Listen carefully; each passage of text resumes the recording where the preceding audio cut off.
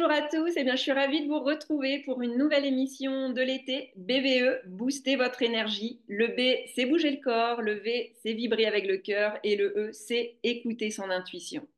Et aujourd'hui, mon invité est Pascal Derme. Bonjour Pascal. Bonjour. Pour vous présenter, pour les personnes qui ne vous connaissent pas encore, je vais vous faire une présentation, puis s'il y a des choses à rajouter, bien comme ça, vous pourrez rajouter des éléments. Donc, vous êtes auteur, journaliste et réalisatrice. Vous êtes aussi spécialisée dans les sujets de la nature et de l'écologie depuis une vingtaine d'années. Vous avez aussi travaillé aux côtés de la fondation de Nicolas Hulot ou de Yann Bertrand. Et vous avez réalisé le documentaire Natura en 2019 et Aqua en 2021. Et c'est grâce au festival à Aquamour que je vous ai rencontré et que j'ai pu voir ce beau documentaire et qui m'a vraiment donné envie de vous interviewer aujourd'hui. Mais vous êtes aussi l'auteur du livre que je montre ici, La santé bleue, la nouvelle santé de l'eau aux éditions Massot. Et donc, est-ce que vous voyez déjà autre chose pour vous présenter, hein? Non, pas, non, non, vous avez très bien résumé tout ça. Une Ouais, trentaine d'années dans l'écologie. 30 ans, ouais, oui, c'est bien. Donc, en fait, ce qui est bien là, c'est qu'on a on a deux décors. On a la nature derrière vous, puis moi j'ai la mer. Comme ça, on fait vraiment ce beau duo. Alors, déjà dans ce livre, en fait, ce que j'ai bien, la préface déjà de Joël de Ronet, pour que moi je connais plus par rapport à son livre sur la symphonie du vivant et l'épigénétique. Et là, en fait, j'avais envie de le mettre en introduction parce que c'est un surfeur et qu'il a plus de 80 ans. Et qu'il a quelle est cette rencontre avec lui? Est-ce que vous pouvez nous en dire un petit peu plus? Alors c'est, en fait, c'est, je l'ai, je m'étais dit que ça serait une très belle introduction que de rentrer dans ce sujet de la médecine de l'eau ou de la santé par l'eau, par la passion. Mm. Et Joël de René explique dans sa préface que c'est la passion du surf qui lui permet en fait de profiter de la vie, tout simplement. Et plus tard dans le livre, j'explique pourquoi en fait ce shoot, ce cocktail d'hormones, en fait, les surfeurs sont les plus shootés de tous les sportifs, mais sont des hormones naturelles de dopamine, de sérotonine, d'ocytocine, d'adrénaline.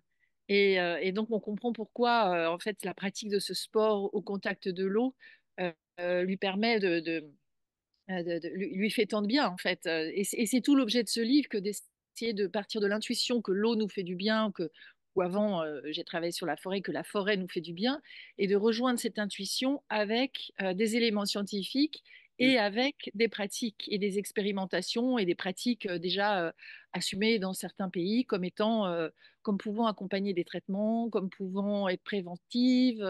Voilà, donc c'est vraiment l'articulation et Joël de René est aussi un grand scientifique. Donc, on est sur l'intuition, la passion, la science. Enfin, moi, j'aime bien mélanger comme ça, éclater un peu les genres et sortir des silos et des étiquettes. Ouais, c'est bien. Merci déjà. Et vous, alors, la passion de l'eau, comment est-ce qu'elle vous est venue, hein?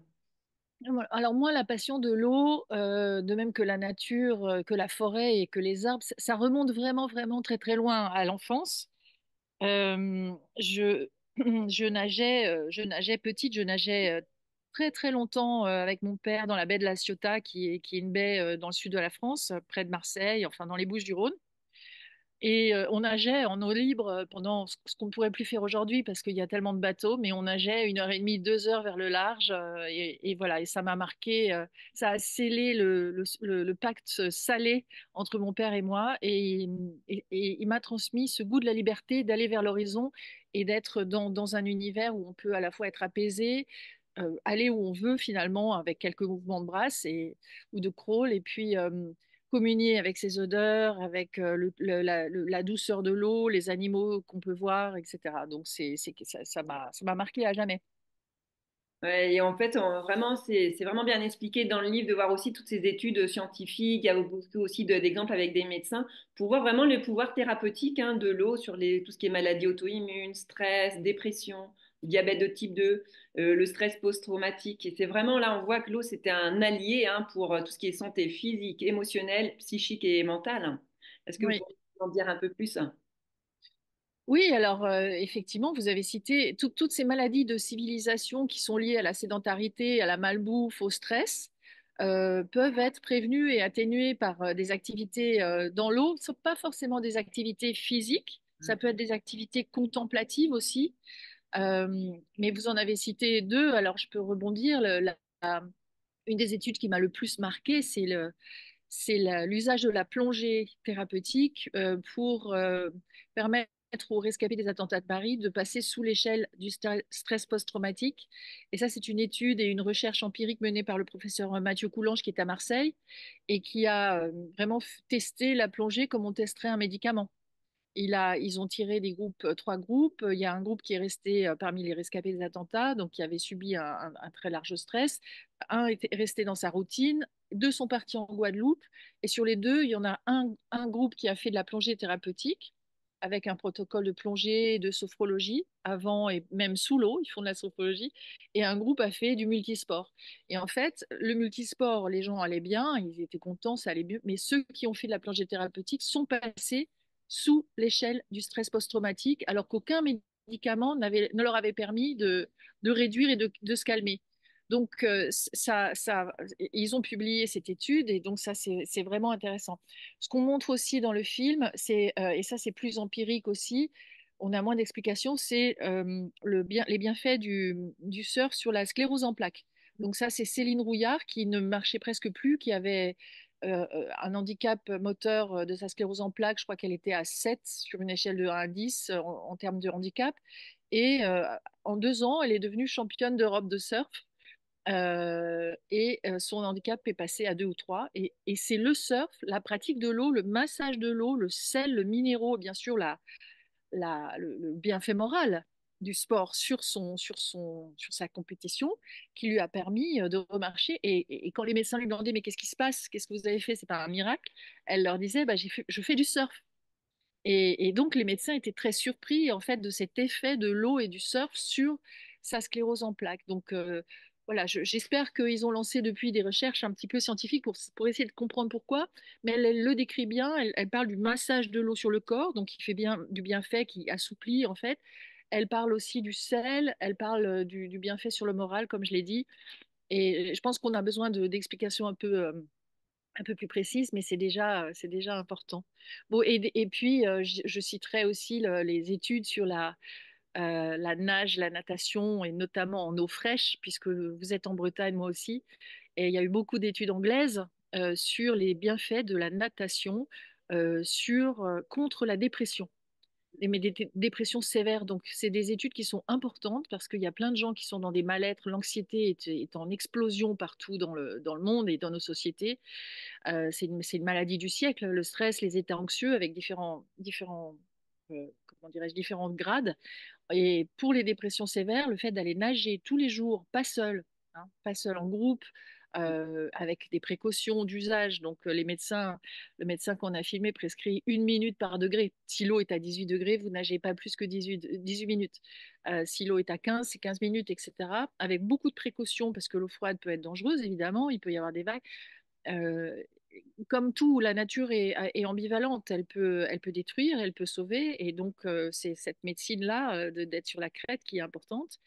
Et l'eau froide, pratiquée à bon escient, avec un groupe pour se rassurer, avec une tisane bien chaude quand on sort, euh, et puis en y allant petit à petit, lutte contre les processus inflammatoires aussi, en général du corps, lutte contre la dépression, stimule des zones qui émettent de la sérotonine, donc carrément ça nous rend heureux, enfin, ça nous rend et permettent aussi de lutter contre le stress en, en général dans le corps et ils évaluent ça par les télomères. Mais donc c'est quand même des médecines, ça a toujours été une médecine, l'eau a toujours été une médecine. Au début, c'était, contrairement à ce qu'on pense, les médecins soignaient avec l'eau, Hippocrate, Galien, etc.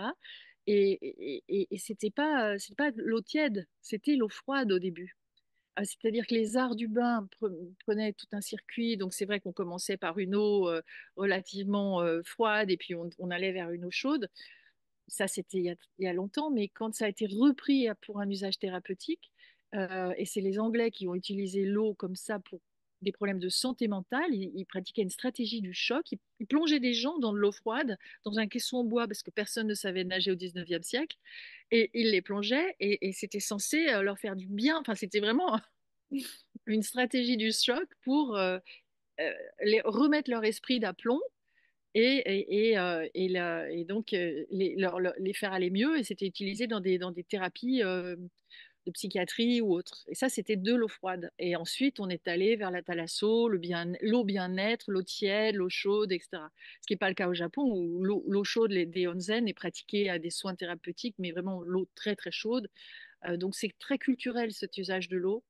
Et c'est aussi pour ça que nous, les Bretons, malheureusement, on aurait pu avoir plein d'études, mais il n'y en a pas beaucoup en France. Mais les Anglais, eux, comme ils sont entourés d'eau, ils ont fait plein d'études sur ce sujet-là, y compris des études où ils montrent que les gens qui habitent près de l'eau sont en meilleure santé et sont plus heureux que les gens qui habitent dans les terres. Donc, sur le rapport avec le bonheur est important aussi. Ouais, Et c'est nous, on manque d'études en France. vraiment très intéressant. Donc, vu qu'on est en été et vu que là, peut-être que vous allez passer vos vacances au bord de la mer, donc je veux dire, profitez quoi, au maximum. Et comme vous disiez, c'est juste d'aller marcher. Après, ça dépend si vous êtes nageur, mais de mettre juste les pieds dans l'eau, marcher dans le sable. Après, si vous aimez faire du kayak, du paddle ou tous les sports d'eau, voilà, juste d'être au contact. Et puis, bah, si vous aimez vous baigner, c'est encore mieux, ou la plongée. Voilà, c'est vraiment une méditation. Alors moi, j'ai habité aussi à Mayotte un petit peu, et tu vois, vous voyez là, juste le fait d'aller même avec les palmes et le tuba, c'est vraiment cet émerveillement hein, d'être. Le temps s'arrête et lorsqu'on est sous l'eau et ça a vraiment ses vertus, hein. Et je crois que vous avez pratiqué le Watsu aussi, cette Oui. discipline. Alors, c'est vrai que les vertus de l'émerveillement, ça, c'est une dimension dont je parle Mm. beaucoup parce que moi-même, je suis émerveillée sous l'eau et ce qui m'émerveille, c'est que l'émerveillement est thérapeutique. Ça fait partie des bienfaits de l'eau que d'être touché par la beauté des fonds sous-marins, la communion avec les poissons, etc. Et ça, les scientifiques le disent aussi, le considèrent aussi. Il y a l'émerveillement thérapeutique, il y a le fait aussi d'être ensemble et de participer à cet émerveillement ensemble. Nous, notre humanité, elle a besoin du collectif. Les grands événements, c'est très collectif. On est marqué, on est un animal social. Et donc, quand, en l'occurrence, les gens qui participent à des études ou qui pratiquent ensemble voient que leurs collègues vont mieux, ils vont mieux aussi. Il y a comme une activation des neurones miroirs qui fait que de voir que les gens vont mieux, ça nous rend plus heureux aussi. Je trouve ça assez beau. Euh, et hum, et j'ai oublié ce que je voulais dire après. Je vais juste rebondir parce que le V de vibrer le cœur, comme vous le disiez, en fait, l'émerveillement, c'est la clé de notre cœur et le cœur, il Oui, donne l'impulsion et l'envie d'agir. Donc, oui. Mais vous m'aviez lancé sur une autre action après sur après, qu'est-ce non, non, mais je reviens, oui. Et après, en fait, la pratique de l'eau, c'était le watsu que l'on voit Ah aussi oui, dans le ah oui, ça documentaire. aussi. Je pense, C'est merveilleux. shiatsu et d'être dans l'eau et de ressentir. Oui, alors ça c'est merveilleux et il y a une autre dimension là qui s'ajoute, c'est que bon dans le wetsuit il y a un thérapeute, on est dans les mains d'un thérapeute et ça fait du bien aussi de se laisser guider parfois et de se laisser, j'observe ça dans les bains de forêt et quand j'alterne guidage et être guidé, les gens surtout les gens qui sont en contrôle ou qui sont en commande ou qui sont des managers aiment bien aussi de temps en temps se faire guider et et moi qui suis souvent dans le choix ou dans les décisions, c'est très agréable d'avoir un thérapeute qui vous porte en fait, et qui vous, non pas qui vous masse, mais qui fait en sorte que l'eau vous caresse plus que masse. Donc il vous met comme ça un peu dans tous les sens, et vous êtes caressé par les courants de l'eau qui longent vos cuisses, votre torse, etc. Et c'est absolument merveilleux.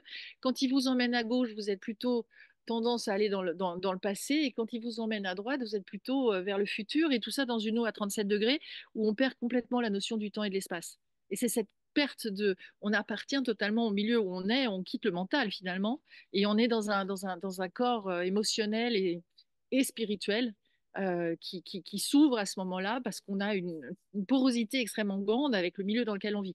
Donc d'où l'intérêt d'avoir des milieux d'extrême qualité. J'ai essayé le Watu. Alors, il y a aussi des techniques qui s'appellent agua sofro. Ça, c'est merveilleux aussi. La sophrologie dans l'eau. Donc, ça, c'est Véronique Rio qui a mis ça en place. C'est des séances de sophrologie guidées, mais dans l'eau. Et elle a mis en place des petits ballons pour porter la nuque, pour porter, etc. donc elle vous et des tulipes comme ça où elle vous met les jambes et c'est pareil. Et là, vous avez en plus le son de la voix et de la musique, mais toutes ces techniques requièrent une extrême qualité de l'eau. C'est-à-dire que faire ces techniques, pratiquer ces techniques dans des milieux où où on sent le chlore et où on a du bruit et où l'environnement n'est pas apaisé, serein, j'irais même feng shui, etc. Ça fonctionne pas en fait, ça fonctionne pas bien. Et c'est vraiment un ensemble. C'est pour ça aussi que la mer, bien sûr, toutes ces pratiques aussi, quand vous disiez aller marcher, paddler, c'est vrai. La surf thérapie de notre ami le médecin Guillaume Barouk à Biarritz, il adapte en fait ses prescriptions de surf thérapie aux pathologies des gens. Quand ils ont des cardiopathies, il envoie faire du paddle, par exemple. Quand ils ont de la dépression, bah tiens, va nager une fois par jour. Top, ordonnance bleue. Quand ils ont des problèmes de muscles, il leur fait faire des choses un peu plus sportives, etc. Donc, et puis bien sûr, tout ce qui est inhalation de l'air marin, des ions négatifs qui sont aussi antidépresseurs, permet aussi juste la marche à pied. Comme vous dites, marcher à pied, c'est déjà un très très très grand bienfait. Donc tout ça, ok, c'est adapté au profil, mais lui, il est médecin, il sait le faire. Nous, il faut qu'on fasse attention à une chose, parce qu'il n'y a pas tant que ça de médecins, malheureusement, encore qui pratiquent des ordonnances bleues. Mais on peut demander, nous, ouais, être proactifs et demander à nos médecins quel sport ils nous conseillent. Comme ça commencera comme ça. On peut aussi leur dire qu'il y a ça d'études, il y a 2500 études sur la nature et la santé, dont 500 ou 600 ou 700 sur l'eau et la santé, donc qui puissent, ils peuvent se documenter aussi. Et puis, on peut aussi nous pratiquer. Mais la seule chose à laquelle il faut faire attention, nous, responsables, de façon responsable, c'est la qualité du milieu. Aucun surfeur ne va surfer quand il y a eu un orage. Nous, il y a eu des études récemment en Bretagne, les plages sont très polluées. Aux rivières de Bretagne a sorti une étude où les plages sont polluées. Donc, vérifier la qualité de l'eau de baignade, pas la qualité de l'année dernière. Là, les pavillons bleus, c'est c'est super, mais c'est la qualité, c'est des données qui datent d'il y a un an. Alors, bon, ça me paraît un peu marcher sur la tête, ça. Mais donc, il faut avoir des données cont- contemporaines et nous, ajuster son activité à sa à sa capacité physique aussi. Ouais, donc c'est bien. Donc c'est vraiment la recommandation, c'est d'aller vérifier voilà juste la qualité de l'eau et pas l'année dernière et c'est vraiment ce qui se fait en dernier. Et puis après, il y a aussi les cascades, les ions, tout ce qui est les ions négatifs aussi, voilà pour les personnes qui ont peut-être pas la mer à côté. Et est-ce que vous pouvez nous en parler un petit peu sur l'eau qui nous régénère justement Oui, l'étude des cascades est intéressante, ça surprend. C'était des études qui ont été menées par des équipes autrichiennes à Salzbourg, où il y a un institut d'éco-médecine à Salzbourg. Et donc, ils ont pu montrer à travers plusieurs équipes, aussi en comparant l'air des cascades comme on comparerait à un médicament. Donc, c'est des études randomisées, donc les gens sont tirés au sort. Certains vont pratiquer du sport en montagne, d'autres vont pratiquer de la cascade, du sport de cascade, en inhalant tous les jours les ions négatifs qui sont extrêmement forts émis par les... Il y a très peu de lieux dans la nature où il y a des ions négatifs émis à ce niveau-là. Il y a la mer, le bord de mer, parce que c'est là où les vagues se cassent sur le rivage et ça libère des ions négatifs. Mais les cascades, vous imaginez la puissance, et donc plus les cascades sont énormes et importantes, plus les ions négatifs sont importants. Et ça se mesure avec un petit instrument. Et donc, ils vont dans des cascades qui émettent beaucoup d'ions négatifs.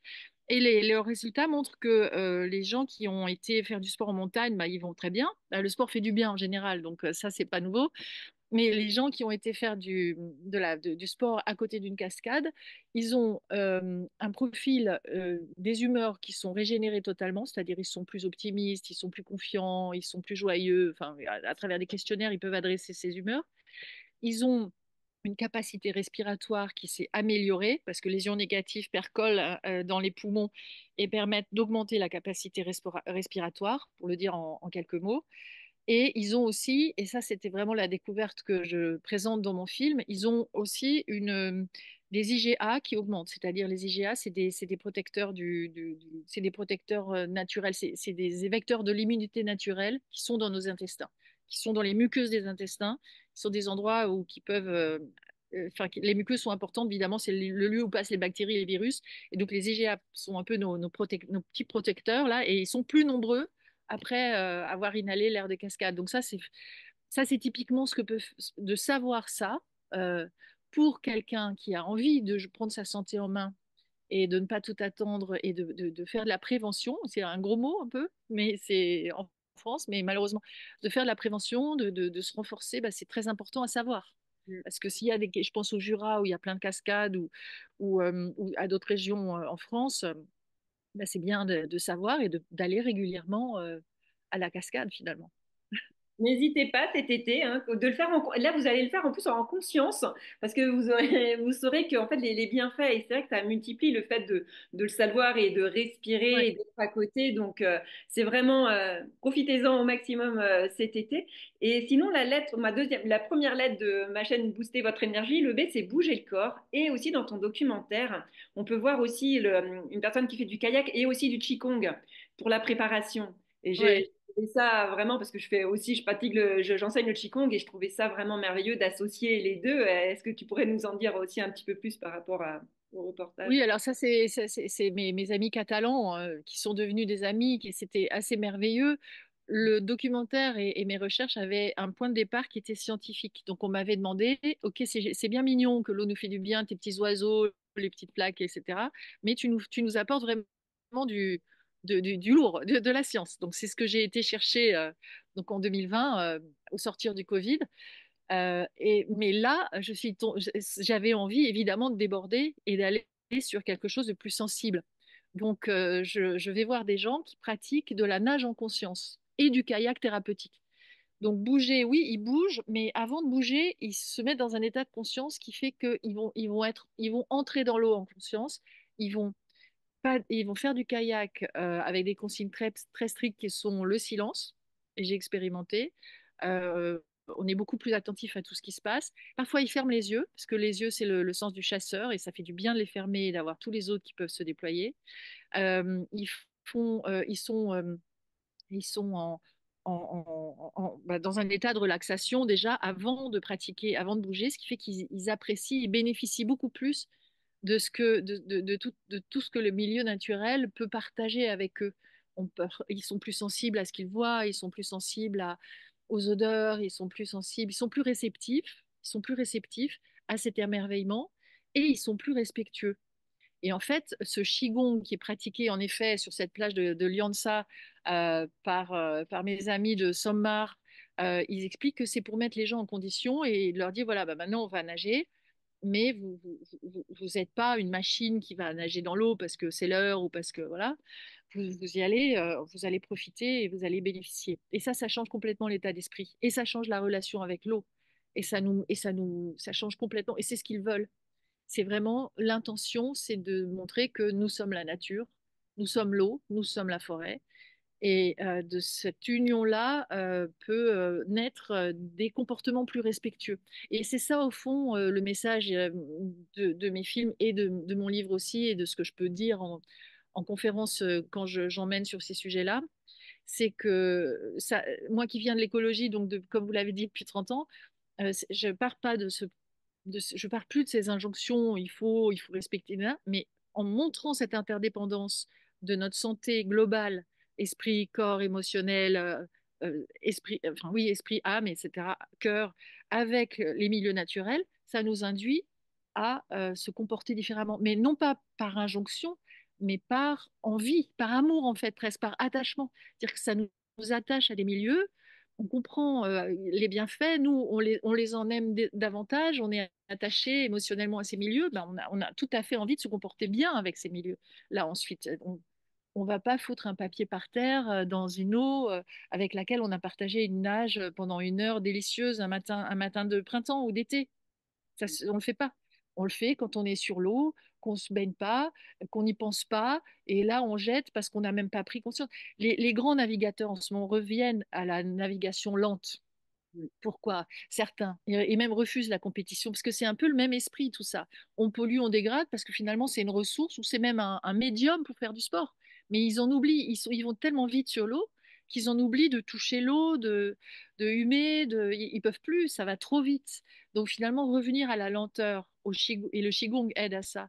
Revenir à une lenteur permet aussi d'être donc en conscience et de prendre conscience de la fragilité de ces milieux aussi parce qu'ils sont extrêmement fragiles. Ouais, c'est une bonne complémentarité, en tout cas, voilà, c'est la préparation pour après bah, rentrer et encore plus, être en contact avec soi et avec la nature. Donc, Oui. c'était un beau clin d'œil et j'ai bien aimé cet extrait. Et la dernière lettre c'est le E, écouter son intuition. Et je crois que ton livre, tu l'as fait un petit peu de façon intuitive. Est-ce que tu pourrais nous en dire un peu plus quand tu l'as écrit? J'ai lu vraiment qu'il y avait un peu l'intuition qui était passée lorsque tu l'as écrit, hein. À quel passage tu fais référence? À la fin, en fait, parce que c'est arrivé, voilà, c'est plus sur la fin, en fait. Sur la fin. En effet, oui, c'est-à-dire que déjà l'intention c'était de me dire je vais écrire sur l'eau à côté de l'eau. Donc je suis venue en Bretagne, je me suis baignée, j'ai attendu que ça percole. J'avais mon petit cahier prêt si l'écriture allait sortir et c'est arrivé à un moment donné près de l'Odelle, à pas loin d'ici. Et à la fin, je me suis effectivement laissé aller à une écriture intuitive totalement. C'est-à-dire que je me suis mise dans un état d'esprit où ça s'appelle penser haut. Et je me suis mis dans un état d'esprit un peu en communion avec l'eau. Et je me suis demandé ce que l'eau m'enseignait, ce que l'eau nous enseignait aujourd'hui, actuellement. Qu'est-ce que l'eau nous enseigne? Comment on peut se laisser guider par l'eau? Qu'est-ce qu'elle a à nous dire? Donc ça paraît un peu, voilà, un peu irrationnel, ça l'est, mais l'intuition joue un rôle majeur dans ma vie, a toujours joué un rôle majeur dans ma vie. Euh, et donc, je me suis laissée aller à ça. Ce que j'ai écrit, oui, penser haut, ça m'a amené très, très loin dans ce que l'eau pouvait nous enseigner de métamorphose, de polir, de contourner les obstacles, d'avoir la foi aussi, comme la rivière qui va jusqu'à la mer, la rivière va à la mer, c'est sûr, d'avoir la foi, de pouvoir coaguler avec les milliers d'autres gouttes, donc d'eau, donc d'être dans cette vaste masse, d'être dans un collectif finalement. Et oui, c'est le flow et aussi l'agilité et le restlessness, que j'aime bien ce mot anglais, qui veut dire c'est l'agilité, la transformation permanente. L'eau tend vers l'équilibre, mais c'est un équilibre instable et précaire. Et ça continue à couler de toute façon. Donc une eau stagnante est une eau morte. L'eau est mouvement, l'eau est toujours mouvement, l'eau est chaos. Et de ce chaos, c'est des nouvelles naissances. Donc ça nous fait renaître à chaque fois.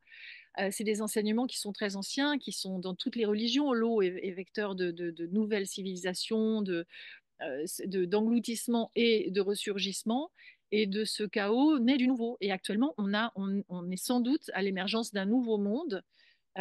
Et donc, je dis qu'il faut préférer l'aquatique au chaotique et que, donc la peur ne sert à rien, c'est de l'amour, l'eau c'est de l'amour, l'eau c'est nous, l'eau c'est 80% du cœur et eau, 80% du cœur.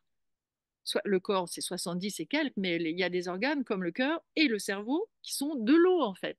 Donc on a un cerveau bleu, on a un blue mind comme dit Wallace Nichols.